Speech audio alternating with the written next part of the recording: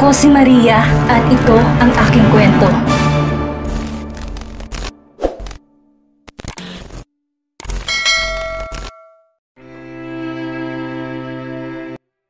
Mara's POV.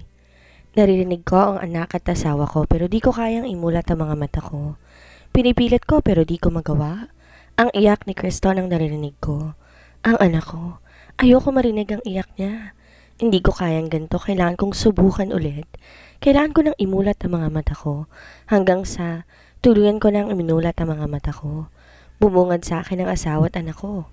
Nauuhaw ako. Parang nanuyo yung lalamunan ko kaya humingi ako ng tubig sa asawa ko. Di na ako makapaghintay na sabihin sa asawa ko na naaalala ko na ang lahat. At nang sabihin ko sa kanya, kitang-kita ko sa mga mata niya na masaya siya. Kahit ako, ganun din ang nararamdaman ko. Ayaw na ayaw ko talagang amoy ng ospital pero di ba kami po pwedeng umuwi. Di ko rin pa kaya maglakad na maayos dahil nahihirapan ako. 2 buwan din akong tulog at di gumagalaw ang katawan ko. Mahal, tulungan mo ako. Gusto kong maglakad-lakad doon sa garden. Sabi ko sa asawa ko. Sige mahal. Sabi niya sa akin at inalalayan niya ako palabas sa silid ko dito sa ospital. Pumunta kami dito sa garden sa ospital. Dahan-dahan lang paghakbang ko at inaalalayan ako ng asawa ko.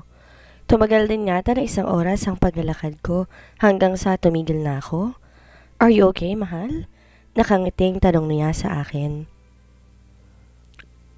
I'm okay. Masasanay din ulit ako. Nakangiting sabi ko sa kanya. Yeah, masasanay ka rin. Siguro sapat na to ngayon. Bukas naman ulit. Sabi niya sa akin. Ngumiti ako sa kanya at bumalik na kami sa room ko. Sa loob ng 3 araw, hindi umalis sa tabi ko ang asawa ko. Hindi niya ako iniwan. Hindi niya ako pinabayaan. Siya pa rin ang Cairo na kilala ko.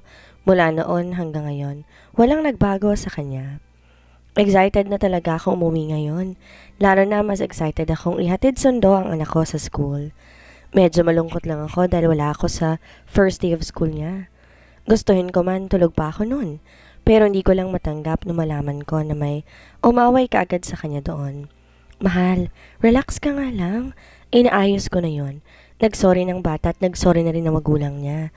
Di ko naman hahayaan na may umapi sa anak natin, mahal. Sabi niya sa akin. Dapat lang, dahil ako ang makakalaban nila. Naiinis na sabi ko. Relax lang po, masyado kang galit eh. Bata ang kalaban ng anak natin, baka nakakalimutan mo. Sabi niya sa akin. Wala akong pakialam kung bata man ang kalaban niya. Naiinis na sabi ko pero tumawa lang ang asawa ko. Na makarating kami sa bahay, nagtataka ako dahil ang tahimik ng buong bahay. Welcome home! Nagulat ako dahil bigla bumukas ang ilaw, bumungad sa akin ang pamilya ko. Niyakap ako ng daddy ko at hinalikan niya ako sa noo. Welcome home, baby. Malambing na sambit ni Papa. Thank you, daddy. Masaya ako na naaalala niyo na ako. Na-hurt si daddy kasi sa lahat ako pa talagang nakalimutan mo. Pag-amin niya sa akin pero alam ko rin, dinaan lang niya sa birong lahat. I'm sorry po. I'm sorry, daddy. It's okay, baby. Huwag ka nang umiyak. Dahil baka awayin ako ng mommy mo kapag nakita niya Anong ginawa mo sa anak ko, Allen? Alam mo naman kagagaling lang sa ospital niyan, pero pinapaiyak mo na agad. Sabi ni mommy. Asawa ko wala akong ginagawa sa anak natin. Kahit itanong mo pa, sabi ni daddy. Eh bakit umiiyak yan? Di naman iiyak yan ng... Mommy, ang OA mo po. Miss ko lang si daddy kaya ako naiiyak. Sabi ko sa kanya. Eh paano naman ako? Di mo ba ako na-miss? Tanong niya sa akin. Syempre po, miss na miss din kita, mommy. Lahat kayo na-miss ko. Alam ko, nasaktan ko kayo dahil sa hindi ko kayo naaalala. Sorry po, hindi ko sinasadyak kalibutan kayo. Sabi ko sa kanila, it's okay anak. Halaga sa ngayon, okay ka na, sabi niya sa akin. Niyakap ko ang mga magulang ko. Yumakap din ang mga kapatid ko sa akin maliban kay Ray. Ayaw mo akong yakapin. Siguro masaya kang nabalitaan mong Di ko na natapos ang sasabihin ko dahil mabilis ako niyakap ng kakambal ko. Ang dami mong sinasabi. Medyo naiinis pang sabi niya sa akin kaya napangiti na lamang ako. Kasalanan mo rin, dahil parang baliwala lang ako sa'yo. Sabi ko pa sa kanya, drama mo? Sabi niya sa akin, I miss you. Mahinang bulong niya kaya napangiti na lang ako. Alam ko di lang talaga showy ang kakambal ko pero alam ko at ramdam ko na mahal niya ako. Di man niya kayang ipakita, nararamdaman ko naman.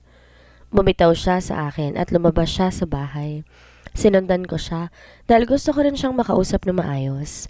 Ray, tawag ko sa kanya. Lumingon siya sa akin. Bakit? Nakakunot na naman ang noon niya ngayon. Can we talk? Tanong ko sa kanya. About what? Matagal ko na tong gustong itanong sa'yo. Wala lang akong lakas ng loob pero ayaw mo ba ako maging kakambal mo? Kasi lagi ka nalang galit sa akin. Lakas loob na tanong ko sa kanya. Tatanong sa'yo niyan? Ha? Bakit ikaw? Simula nung bata tayo, ayaw mo na sa akin. Si Kuya Cairo na lang palaging gusto mo. Ayaw mo akong sumali sa inyo kapag naglalaro kayo. Habang lumalaki tayo, kay Kuya Cairo lang atensyon mo. Kaya paano mo nasabi na ayoko sa'yo kung ikaw nga mismo may ayaw sa akin? Kaya ako naging ganito dahil lahat kayo, si Kuya lang nakikita nyo na kung tutuusin ako ang pangalan ng pamilyang to. Sabi niya sa akin at umiwas siya ng tingin. Nasa pula ko sa sinabi niya. Tama siya. Mula noon, si Cairo lang palaging kalaro ko. Yun ay dahil akala ko'y ayaw sa akin ang kakambal ko. Nagsiselos ako kaya galit ako sa'yo. Kasi ako yung tunay mong kapatid, pero ako pang ayaw mong kasama. Sabi niya sa akin. Lumapit ako sa kanya. Niyakap ko siya. Sorry. Sorry, kuya. Umiiyak na sabi ko sa kanya. Tapos ngayon sasabihin mo, masaya akong nawala ka. Nasaktan din ako. Galit din ako sa sarili ko dahil wala akong nagawa para sa'yo. Umiyak na rin siya ngayon. I'm sorry, kuya. I'm really sorry kung pakiramdam mo. Ayoko sa'yo. Mahal kita. Mahal kita dahil kakambal kita. Kaya nga kahit madalas tayo mag-away na dalawa, di ako nagtatanim ng galit sa'yo. I'm sorry kung sa tingin mo hindi kita gusto. Di ko kasi alam na nagsiselos ka pala. Ang buong akala ko kasi ayaw mo sa akin kaya kay Cairo na lang ako nakikipaglaro. Sabi ko sa kanya. Tapos na yun, kalimutan na natin ang mahalaga. Okay ka na. Sabi niya sa akin. Babawi ako kaya sana hayaan mo akong bumawi sa'yo. Sabi ko sa kanya. Ang maging masaya ka, masaya na rin ako. Nakangiting sabi niya at hinalikan ako sa noo. Mahal kita, kambal? Malambing na sabi niya kaya lalo lang akong naiyak. Mahal din kita, Kuya Ray. Ang gaan ng pakiramdam ko dahil maayos na talaga kami ni Ray. Marami mang pagkakataon na hindi ko siya maintindihan pero all this time ako pala talagang may kasalanan. Alam ko na nasaktan ko ang kakambal ko at wala akong excuse na may bibigay sa naging kasalanan ko. Nakahiga na kaming dalawa ng asawa ko at masaya kami nagkukwentuhan. Mahal, kung okay lang sa'yo ay ano? Putol ko sa sasabihin niya. Ay gusto ko sanang malaman na nangyari sa'yo kung paano ka nakarating sa isla. Kung anong naging buhay mo doon. Ang nangyari sa akin, ang naging buhay ko doon. Ngumiti ako sa asawa ko. Ang naging buhay ko doon, masaya kahit mahirap. Nakangiting sabi ko sa kanya. Flashback, Mara's POV. Nagising ako sa hindi pamilyar na lugar. May dalawang matandang bumungad sa akin. Nakakaramdam din ako ng sakit sa ulo. Okay ka lang ba? Tanong nila sa akin. Nasaan po ako? At sino po ako? Tanong ko sa kanila. Di mo ba maalala kung sino ka? Tanong niya sa akin. Umiling ako bilang sagot sa tanong niya sa akin. Di ko talaga alam sino ba ako o ano ba ang pangalan ko. Buntis ka pala, iha. Mabuti na lang walang nangyari sa inyo ng anak mo. Sabi niya sa akin. Kaagad kong hinawakan ng tiyan ko at tamang ang sabi niya buntis ako. Inalalayan nila ako at dinala sa bahay nila. Kumain muna tayo, iha. Pasensya ka na, ito lang meron kami. Malayo sa patag tong bahay namin eh. Sabi niya sa akin. Salamat po. Salamat po sa tulong ninyo sa akin. Hindi ko po alam kung saan ako galing kaya hindi ko rin po alam kung paano ako babalik. Umiiyak na sabi ko sa kanila. Kung nais mo, manatili dito sa amin, pwedeng-pwede. Nakangiting sabi niya sa akin. Salamat po, sabi ko sa kanila. Di naging madali ang buhay ko dito habang nagbubuntis ako. Malayo tong isla sa kabihasnan. Mahirap ang buhay dito pero sagana sila sa isla. Araw-araw yun ang ulam namin, isda. May mga araw na may hinahanap ang dila akong pagkain pero wala akong choice. Kailangan kong magtiis kung ano lang ang meron sa akin. Mabait ang mag-asawa, pati na ang anak nila. Kahit gantong buhay nila ramdam ko, buong pusong pagtanggap nila sa akin kahit pa nahihirapan sila. Dumaan pa ang mga buwan, lalo nang lumalaki ang tiyan ko. Sa susunod na buwan, kabuwanan ko na. Clea anak, may dala ang tatay mo. Nakangiting sabi sa akin ni nanay. Ano po yun? Tanong ko sa kanya. May binigay sa akin mga damit ng sanggol. Maayos pa mga to't magagamit mo kapag nanganak ka na? Sabi niya sa akin. Salamat po. Naiiyak na sabi ko. Kagabi ko pa kasi iniisip kung saan ba ako makakakuha ng mga gamit na po pwedeng gamitin ng anak ko kapag nanganak na ako. Dahil nga buntis ako, wala naman ako nagawa. Nasa bahay lang ako at tumutulong kay nanay. Tinuring ko na silang pamilya ko. Ako na ngayon si Clea. Inay, sa tingin niyo may halaga po kaya itong singsing ko? Tanong ko kay nanay. Anak, yan na lang ang meron ka. Alam kong may halaga yan at sa tingin ko tunay yan dahil kumikinang. Kahit pa sobrang hirap ng buhay natin dito, huwag na huwag mong ibibenta yan. Yan ang magpapadala sa'yo sa tunay mong pamilya. Nakangiting sabi niya sa akin. Salamat po, Nay. Pangako po, tutulong po ako dito kapag nakapanganak na ako. Di na po ako magiging pabigat sa inyo. Sabi ko sa kanya. Di ka naman pabigat sa amin eh. Masaya nga kaming kasama ka namin dito, nak. Sabi niya sa akin. Kahit ako'y masaya rin kaya't pinapangako ko na kapag bumalik na ako sa dating buhay ko, hindi ko sila kakalimutan. Kaya't habang nandito pa ako, gagawin ko rin ang makakaya ko para makatulong sa kanila. Nay, ang sakit po ng tiyan ko. Sabi ko sa kanya. Masakit ba? Sobrang sakit? Baka manganganak ka na anak. Siguro po, Nay. Sagot ko sa kanya. Dahil nasa isla kami kaya komadron ang tawag nila. Sobrang sakit na talaga para bang may lalabas na sa akin. Pinahiga nila ako. Lahat sinabi sa akin sinunod ko hanggang tuluyan ko nang narinig ang iyak ng anak ko. Tumulo kagad ang luha ko. Masaya ako na sa wakas. Ganap na akong isang ina at walang nangyaring masama sa anak ko. Ang tapang mo anak. Nakangiting sabi sa akin ni nanay. Salamat po. Maraming salamat po. Sabi ko sa kanya. Magpahinga ka muna, alam kong pagod ka. Kami nang bahala sa anak mo, sabi niya sa akin. Pumikit ako dahil sobrang bigat ng mga mata ko at anong oras bibigay na. Nang magising na ako'y nasa tabi ko na ang anak ko. Umiiyak siya, tingin ko nagugutom na siya. Tinaas ko lang damit ko para mapadede siya. Masakit sa una, pero pilit kong tinitiis para sa anak ko. Alam ko na kung di ko to gagawin, wala akong perang pambili ng gatas. Habang nakatingin ako sa anak ko, di ko maiwasan itanong sa sarili ko, paano na kaming dalawa ngayon? Baby Kirsten, kaya natin to. Kausap ko sa anak ko. Wala ako ibang maisip na pangalan para sa kanya. Sa totoo lang, kinuha ko ang pangalan niya sa pangalan na nakaukit sa singsing na suot ko. May nakasulat kasi na Cairo sa singsing ko. Kung may asawa nga ako, sana mahanap niya ako para makita niyang anak namin. Walang araw na hindi ko naiisip kung paano ba ako mabubuhay, kung paano kami mabubuhay ng anak ko. Pero mabuti pa rin talagang Panginoon, di niya kami pinabayaan ng anak ko. Ginawa ko lahat ng makakaya ko para maibigay ang pangailangan niya. Habang lumalaki siya, napapansin ko, mas lalo siyang gumugwapo. Ang sabi nila sa akin, hindi ko raw to kamukha. Anak, kamukha siguro ni Cristo ng papa niya. Sabi sa akin ni nanay. Siguro po, Nay, sagot ko sa kanya. Papa? Narinig kong sambit ng anak ko. Tumulo na lang ang luha ko dahil hindi ko alam paano ko ba ipapaliwanag sa kanyang lahat ng to. Kung paano ko ba sasagutin ang magiging tanong niya sa akin. Papa, Papa, paulit-ulit niyang sabi. Narinig niya yata tayo anak. Nakangiting sabi sa akin ni nanay. Hindi ko po alam, Nay. Hindi ko po alam kung paano ko ba sasagutin ang magiging tanong niya kapag lumaki na siya. Dahil kahit ako mismo hindi ko rin alam ang pinagmulan ko. Malungkot na sambit ko. Magiging maayos din ang lahat, anak.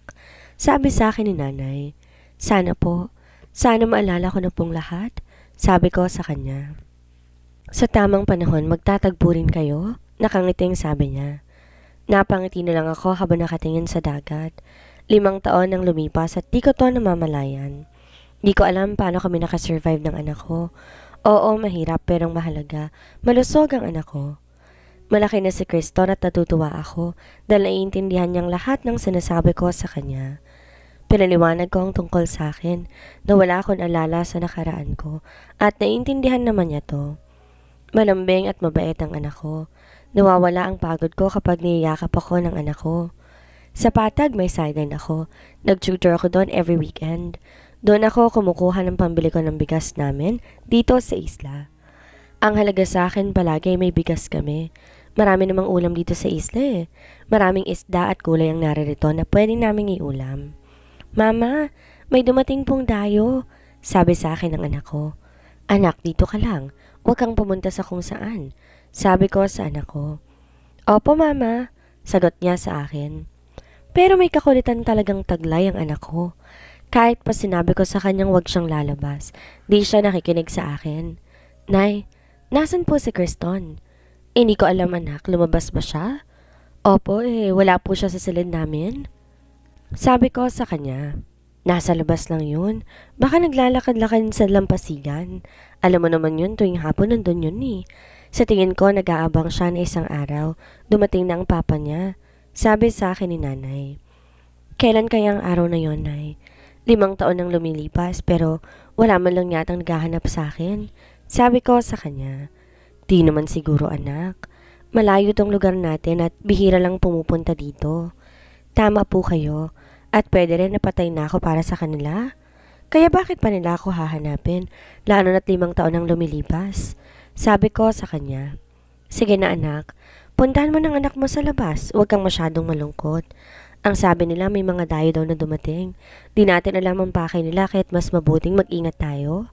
Sabi niya sa akin. Dahil sa narinig ko, nagmamadali akong kumilos. Kriston! Sigaw ko para tawagin siya. Kriston! Kriston? Kinabahan ako na makita kong anak ko na may kausap. Binilisan ko ang lakad ko. Mama! Sigaw niya sa akin at nakangiti siya. Na makita kong mukha ng kausap niya, di ko mapigilang kabahan.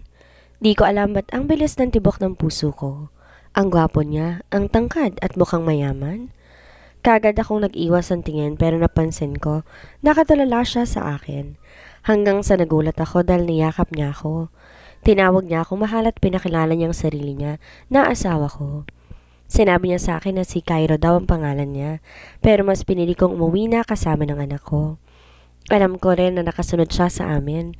Alam ko rin na nasa labas siya ng bahay dahil sumilip ako sa bintana. Anak, sinong laki sa labas? Tanong sa akin ni inay. Ang sabi niya ay siya raw po ang asawa ko. Talaga? Tanong niya sa akin. Di ko po alam nay pero yun po ang sabi niya.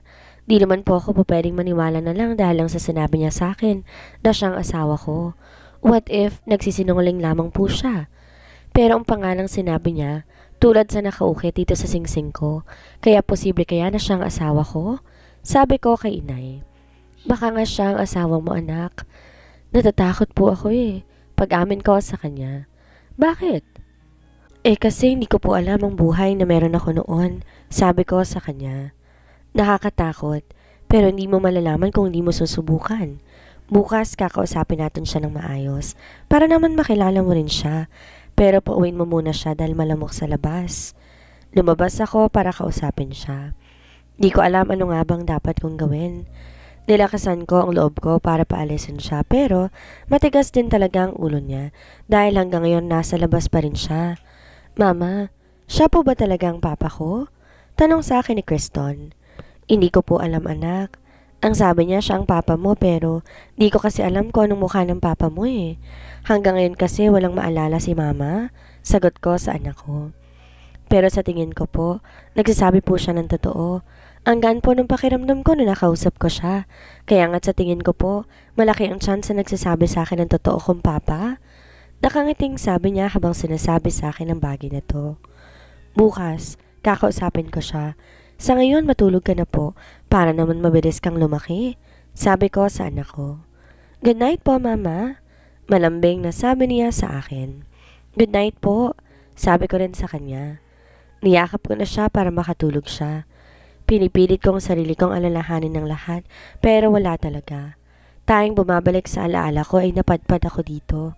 At ngayon naman ang lalaking nasa labas. Napahawak pa akong bigla sa dibdib ko dahil ang bilis ng tibok ng puso ko. Ikaw ba talaga ang asawa ko? Tanong ko sa sarili habang nakatingin ako sa anak ko na ngayon mahimbing na natutulog. Kung siyang asawa ko ay talagang ang swerte ko. Ang gwapo niya kasi at mukhang mabait din.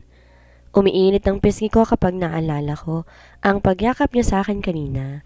Ang bango-bango naman kasi niya. Ewan ko ba ano ba itong naiisip ko? Ayoko siyang isipin pero di ko magawa.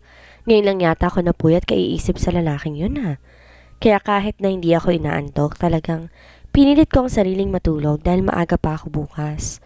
Kukuha pa ako ng isda doon sa daungan. Maaga pa akong gumising at nagulat ako nang lumabas ako dahil tulog ang lalaki at nakasandal siya sa puno. Lumapit ako sa kanya pero tulog na tulog siya kaya hindi ko na siya inabala pa. Naglakad ako papunta sa daungan para kumuha ng isda. Pagdating ko, naghihintay ng lahat sa pagdating ng bangka. Pero habang naghihintay kami, laman ng usapan ng mga taga rito ang dayo na dumating. Hanggang dumating na ang bangka at nakangiti ako sa kaibigan ko. Nagulat ako sa biglang pagdating ng lalaki at kasama niya si Creston. Nagpakilala siyang asawa ko at sinabi pa niya may katunayan siyang totoong sinasabi niya. Biglang sumakit ang ulo ko hanggang sa hindi ko na alam ang mga sumunod na nangyari. Nagising ako, puting kisame ang bumungad sa akin. Mag-isa lang ako dito at naaamoy ko. Nasa ospital ako. Ibig sabihin, dinala nila ako dito. Pero malayo to sa isla. Ilang oras na ba akong tulog? Nahihilo pa rin ako kaya naman humiga ako. Pero bumangon din ako ulit dahil nag-aalala ako sa anak ko. Hanggang bumungad sa akin ang lalaki. Hawak na niya ang kamay ng anak ko. Tinanong niya ako kung nagugutom ga ako at ang totoo, gutom na nga ako. Bumili siya ng pagkain. Naiwan si Creston sa tabi ko. Mama, kumain po kami sa labas. Ang sarap pong pagkain na binili sa akin ni Papa. Sabi niya sa akin. Di ko mapigilan ng sariling hindi umiyak dahil sa narinig ko mula sa anak ko. Ngayon lang kasi siya nakakain ng masarap. Masarap naman ang isda at gulay pero laging ganun ang ulam namin. At nakakain ng yata siya ng karne isang beses pa lang. Marami bang kinain mo? Tanong ko sa kanya. Opo, marami po.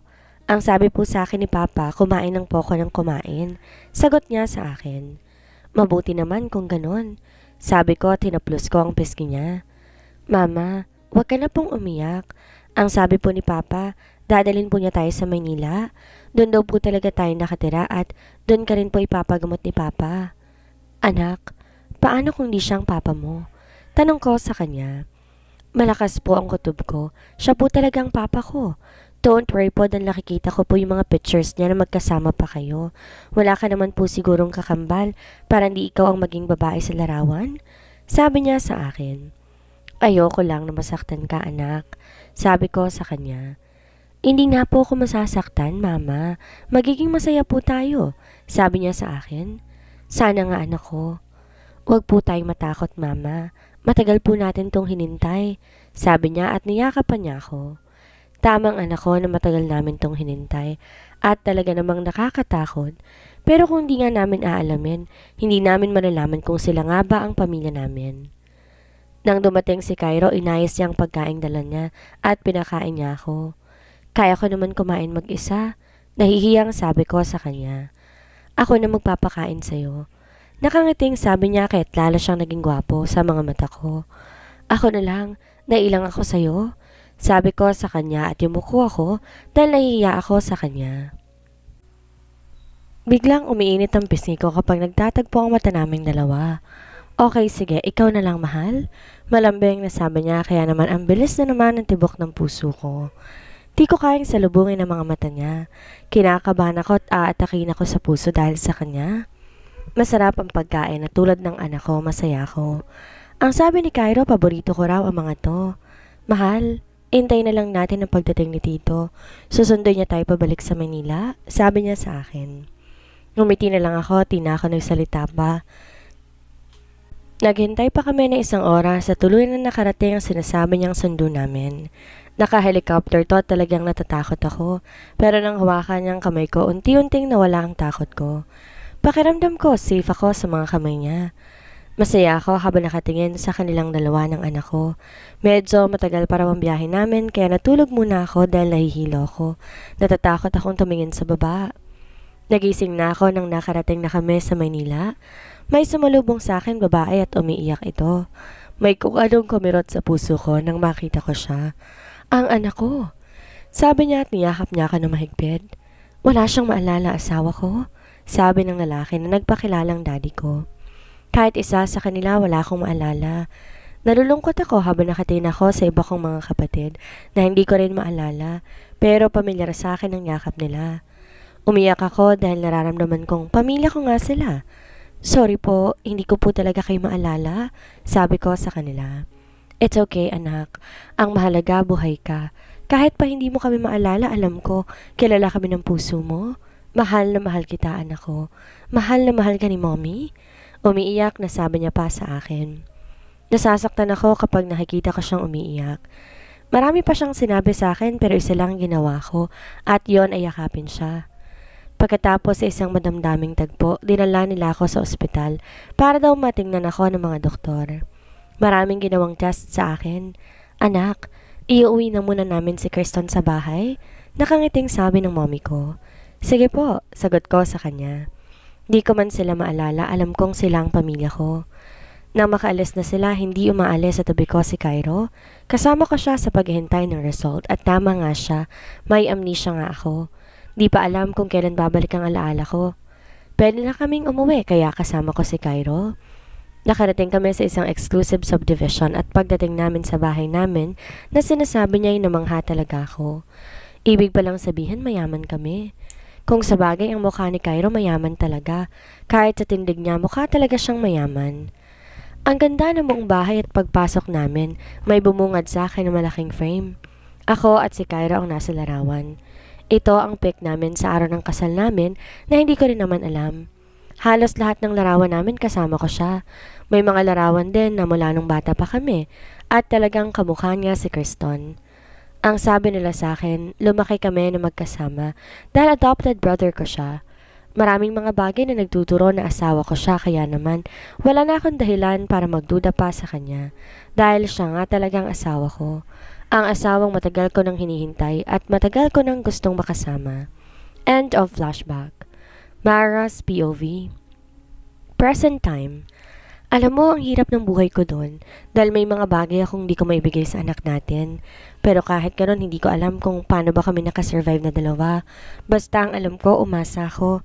May mga pagkakataon pang iniisip ko na baka hindi na ako hanapin ng pamilya ko, na hindi na ako hahanapin ni Cairo, ang pangalan na nakaukit dito sa singsing ko. Minsan pa nga naisip ko na ibenta to para nang may pambili ako ng damit at pagkain namin. Pero pinigilan ako ni nanay kasi naniniwala siyang ito ang magdadala sa akin sa pamilya ko. Umiiyak na sabi ko sa asawa ko, sorry mahal, sorry kung wala ako sa tabi mo pero hinahanap kita. Hindi ako tumigil na ipahanap ka kasi naniniwala ako na buhay ka pa, sabi niya sa akin.